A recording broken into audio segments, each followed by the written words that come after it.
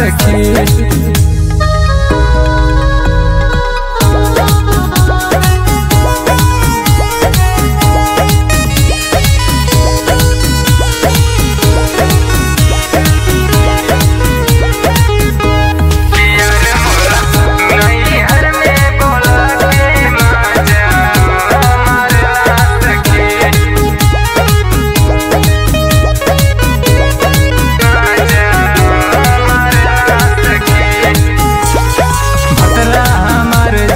जानी तम के काट दी उवारी से, छोड़ा नयर दूसर पटाला जाके कौनो प्यारी के।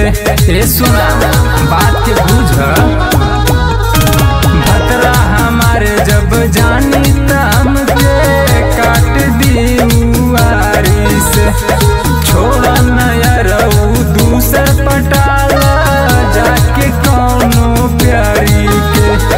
देखी देखी नंबर सक करेला सखी कि यार मोरा मैहर में बोला के माजा मरेला सखी कि यार मोरा मैहर में बोला के माजा मरेला सखी।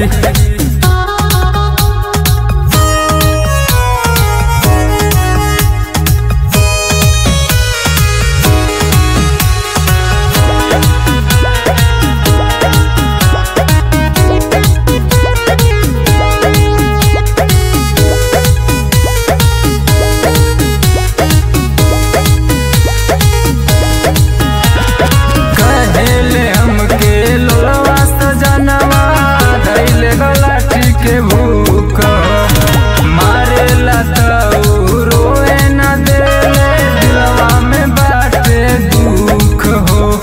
बात के बुझा काय परेशान करता रहता है। अहेले